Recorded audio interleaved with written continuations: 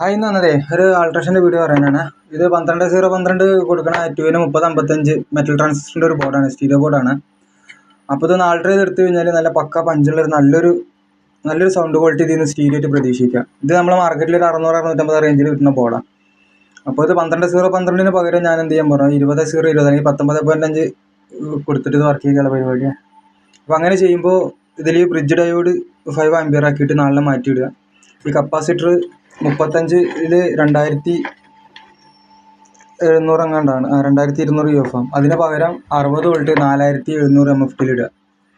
പിന്നെ ഈ അങ്ങനെ കൊടുക്കുമ്പോൾ വോൾട്ട് കൂടുതൽ കൊടുക്കുമ്പോൾ ഈ 78.5, അതായത് നമ്മൾ USB ഒക്കെ ഉപയോഗിക്കണം റെഗുലേറ്റർ ഐസി, അപ്പോൾ അത് നല്ല ഹീറ്റാവാൻ ചാൻസ് ഉണ്ട്.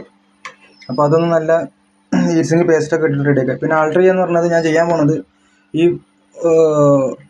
എന്താ പറയുക, ഈ പഴയ ലോക്കൽ ചൈനൻ്റെ ഈ ട്രാൻസിസ്റ്ററിന് പകരം പഴയ ആമ്പിന് അയച്ച ട്രാൻസിസ്റ്ററുകളുണ്ട് ഇവിടെ ഒക്കെ 2N3055 കണ്ടുണ്ടോ, പഴയതാണ് അത്. ഇതിൻ്റെ ക്വാളിറ്റി എന്നൊക്കെ വെച്ചാൽ ഇതൊക്കെ ഞാൻ സത്യം പറഞ്ഞാൽ ചിലപ്പോൾ 80s ഉള്ളതാവും, അതിന് മുന്നേ ഉള്ളതാവും. എന്ന് വെച്ചാൽ ഇത് പഴയ അമ്പലങ്ങളിലും പള്ളികളിലൊക്കെ ഉപയോഗിക്കുന്ന ആമ്പുകൾ ഇതൊക്കെ വരുന്ന സമയത്ത് സ്പെയർ മാറ്റുമ്പോൾ ഒരു സൈഡിലെ ഓവർനൈറ്റ് ഞാൻ മാറ്റാറില്ല. ഞാൻ മാറ്റുമ്പോൾ അത് മൊത്തത്തിൽ അങ്ങോട്ട് മാറ്റി കൊടുക്കുക. അപ്പോൾ അങ്ങനെ വരുമ്പോൾ ചെക്ക് ചെയ്ത് അത്യാവശ്യം കുഴപ്പമില്ലാത്ത എടുത്ത് വെക്കും. പിന്നെ ഇതിലേക്കുള്ള പവർ സപ്ലൈ തിരഞ്ഞെടുക്കുന്നത് പൊളിമാർക്കറ്റിൽ നിന്ന് കിട്ടിയ സോണിയുടെ 19.5 വോൾട്ടിൻ്റെ 3.3 ആമ്പിയർ അതിൽ കൊടുത്തുള്ളത്. പിന്നെ ഒന്നൊരു ചൈനയുടെ ഇതേമാതിരി പവർ സപ്ലൈ. ഇത് നമ്മൾ ഈ ലാപ്ടോപ്പിൽ വരുന്ന പവർ സപ്ലൈ.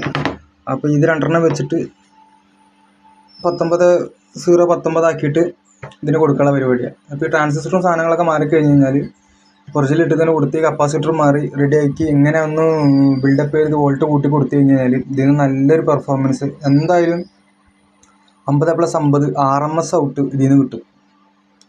പിന്നെ എന്താ പറയുക, ഇത് നന്നായിട്ട് ഹീറ്റിങ് പേസ്റ്റൊക്കെ ഇട്ടിട്ട് അടിപൊളിയാക്കി എടുക്കണം, വൃത്തിയാക്കിയിട്ട് ഒരു അടിപൊളി എക്സ്പീരിയൻസ് ഇതിൽ നിന്ന് കിട്ടും. അപ്പോൾ ഇതിൻ്റെ ഫുൾ വീഡിയോ ഞാൻ അടുത്ത് അപ്ലോഡ് ചെയ്യാം കേട്ടോ. ബൈ.